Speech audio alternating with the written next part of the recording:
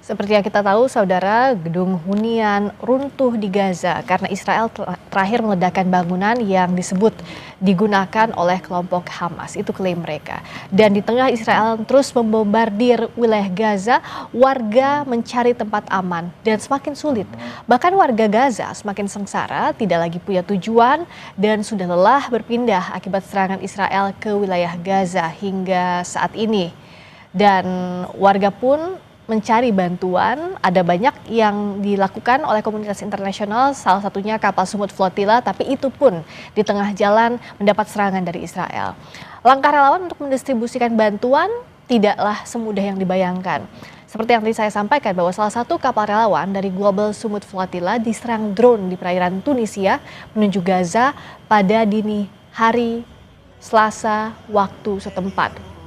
Serangan drone itu merusak beberapa bagian seperti dek utama dan ruang penyimpanan. Yang Anda saksikan ini adalah bagaimana tim dari Mercy Indonesia mencoba mendistribusikan bantuan untuk warga Gaza sebanyak mungkin yang bisa dilakukan, sebisa mungkin di daerah-daerah yang sulit untuk dijangkau, karena saat pendistribusian bantuan pun selain ada daerah yang diblokade, hampir seluruh daerah diblokade oleh pihak Israel. Selain itu juga keselamatan warga untuk mendapatkan bantuan di pos yang ditentukan juga mendapatkan hambatan karena harus bertaruh nyawa. Nah, dengan suasana di Gaza, Palestina yang semakin memprihatinkan, peran relawan menjadi salah satu yang paling krusial untuk membantu distribusi bantuan pun merawat warga Gaza yang terluka seperti yang dilakukan para relawan tim Mercy Indonesia. Kita akan tanyakan langsung kepada Liaison Officer Mercy, Marisa Noriti, langsung dari Yordania. Selamat malam, Mbak Marisa. Selamat malam. Mbak Marisa, bisa diceritakan saat ini apa yang paling ditunggu oleh warga Gaza? Bagaimana juga upaya relawan masuk ke Gaza masih terlalu sulit? Ya, saat ini memang untuk upaya masuk ke Gaza memang bisa dibilang rate approval-nya sangat rendah ya dibandingkan dengan bulan-bulan sebelumnya. Kita melalui jalur WHO dan UN itu setiap minggu ada jadwal entry dan exit di hari Selasa dan Kamis, dan saat ini 40% sampai 50% yang mendaftar itu tidak mendapatkan persetujuan dari pihak Israel. Jadi kebutuhan tenaga medis meningkat, akan tetapi jumlah tenaga medis yang diizinkan untuk masuk ke Gaza sangat sedikit sekali.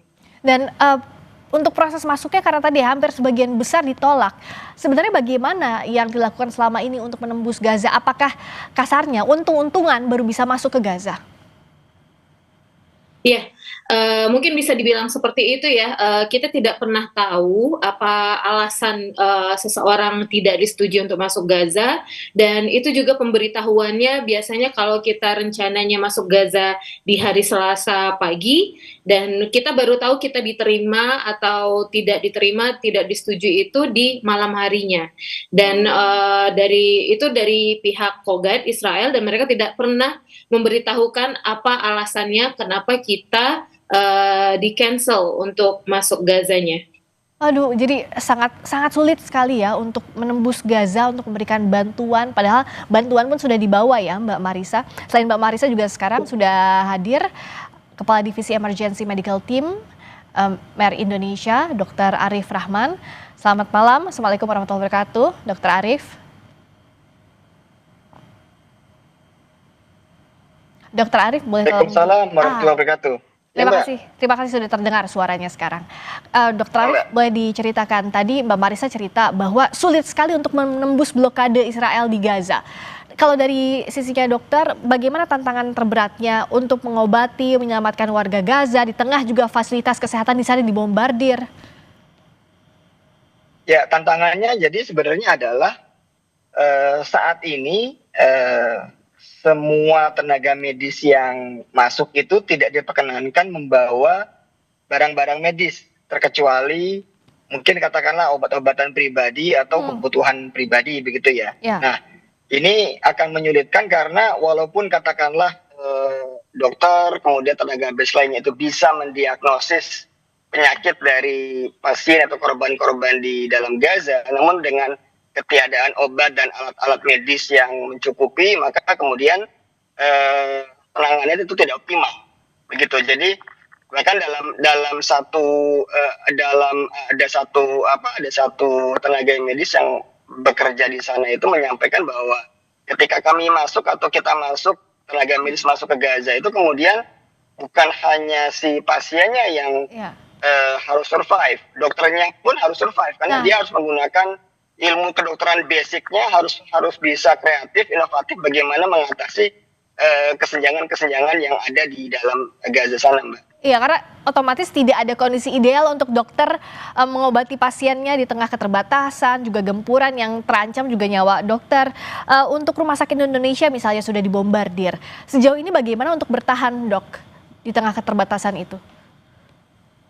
Kalau untuk rumah sakit Indonesia di Gaza Utara sendiri sudah 2 bulan ini memang sudah dikosongkan. Jadi praktis tidak ada tindakan medis lagi di situ. Di Gaza Utara hanya tersisa rumah sakit Kamal Udwan dan juga beberapa rumah sakit kecil yang masih tetap dijaga oleh beberapa tenaga medis yang memang memilih untuk tidak meninggalkan Gaza Utara.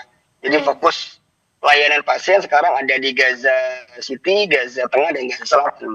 Ya, sulitnya kalau ada terluka di daerah yang tidak ada rumah sakit yang mumpuni, itu yang jadi kendala sejauh ini. Belum lagi jumlah korban luka maupun meninggal dunia semakin bertambah. Mbak Marisa, sebenarnya untuk saat ini apa yang bisa dilakukan? Karena kan banyak dari Indonesia juga mau memberikan bantuan, tapi penyalurannya seperti apa? Apa yang bisa kita lakukan bersama-sama? Untuk saat ini memang kalau untuk bantuan, bisa saya bilang Israel saat ini mereka mengizinkan beberapa truk untuk masuk, tetapi mereka selalu kebijakannya itu hanya di bare minimum saja gitu. Jadi jumlah truk yang masuk sangat sedikit, baik itu jalur komersil ataupun jalur humanitarian, dan sehingga bahan makanan juga masih mahal. Jika ditanya apakah ada deal-dealan baru dibuka jalur kemanusiaan jika terjadi ceasefire. Seharusnya berdasarkan aturan internasional law, seperti makanan, bantuan kemanusiaan lainnya itu tidak boleh dijadikan senjata dalam peperangan. Jadi apapun kondisi perangnya, apakah itu ceasefire atau tidak, jalur humanitarian harus tetap dibuka, seperti itu. Nah, itu yang jadi kendala seperti ini. Kalau dari Dr. Arief, apakah bisa ada keberangkatan lagi tim Mercy untuk ke Gaza menambah relawan, atau kondisinya tidak memungkinkan, yang bertahan saja yang bisa melakukan bantuan untuk warga Gaza? Ya, kalau dari Mercy sendiri berusaha untuk semaksimal mungkin memberangkatkan tenaga medis ke Gaza, Mbak.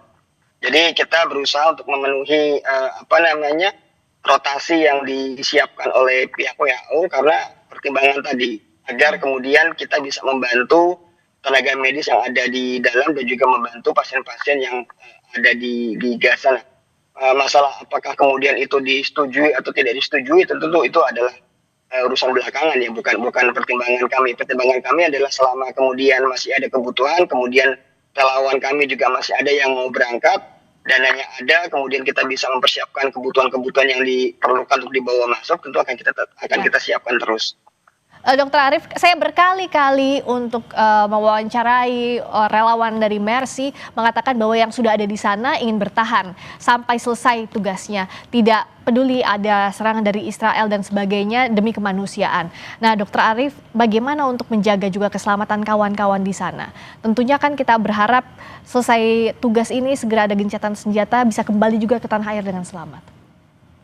Ya, artinya ketika teman-teman sudah masuk ke dalam Gaza, mereka harus familiar dengan sistem yang berlaku di sana, di mana ditetapkan sebagai zona aman, di mana mereka bisa bekerja, di mana mereka bisa katakanlah berpergian. Itu harus mereka pahami, dan karena kita di sana juga dibantu dengan staf lokal, itu menjadi semacam jembatan komunikasi antara kami dengan masyarakat yang ada di sana. Karena informasi tidak hanya timbul secara formal, informasi informal itu juga sangat penting untuk memberitahu kepada kami mengenai situasi yang sedang berkembang. Dan pada prinsipnya kami menyampaikan kepada relawan yang sudah bertugas di sana bahwa safety teman-teman itu nomor satu, dan memang dalam katakanlah dua kali rotasi 2 bulan terakhir ini di mana situasinya sangat-sangat tidak menentu, setiap relawan yang kami kirim itu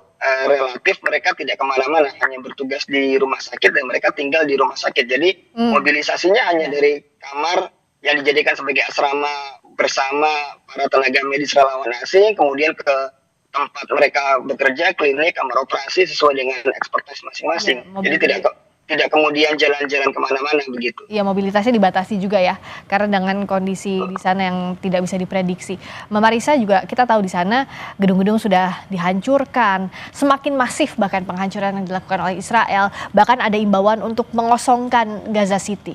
Sebenarnya apa yang bisa dilakukan dalam kondisi seperti ini? Apakah sebagai relawan untuk distribusi bantuan diberitahukan jika ada pemberitahuan dari pihak Israel atau tidak gitu, tidak ada yang bisa membaca situasinya? Ya, memang pagi ini ada evacuation order untuk daerah Gaza City dan pihak Israel juga mewajibkan fasilitas kesehatan atau humanitarian juga ikut evakuasi. Akan tetapi dari pemerintah Gaza sendiri menyatakan tidak akan melakukan evakuasi karena memang situasinya sangat tidak memungkinkan. Saat rumah sakit yang aktif di Gaza hanya beberapa, European Gaza Hospital yang diharapkan sudah aktif dan bisa mampu menampung evakuasi dari Gaza City hingga saat ini juga belum aktif. Jadi sangat tidak memungkinkan untuk mengevakuasi ribuan pasien dari Gaza City dan juga warga Gaza yang juga jumlahnya cukup banyak hanya dalam area yang sangat kecil sekali di Gaza Selatan.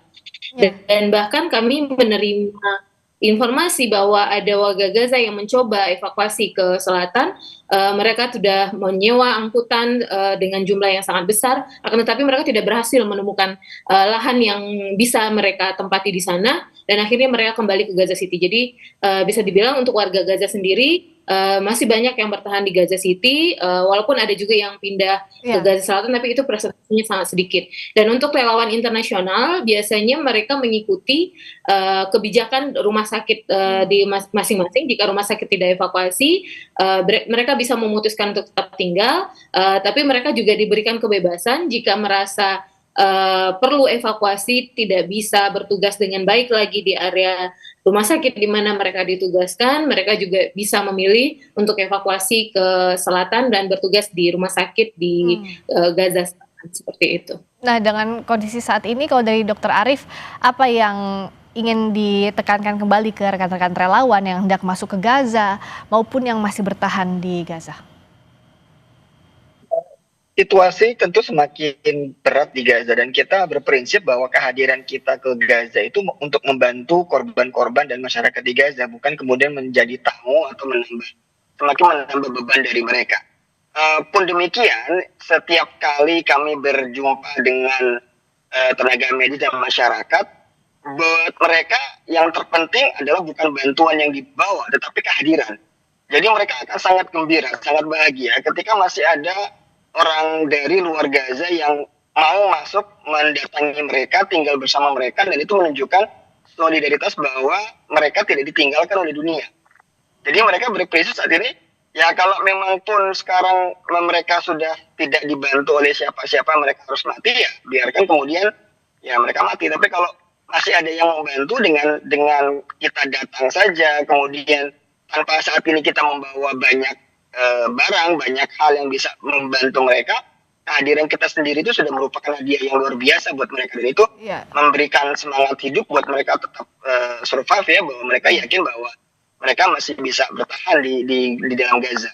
Ya, dukungan moral ya yang utama untuk warga Gaza.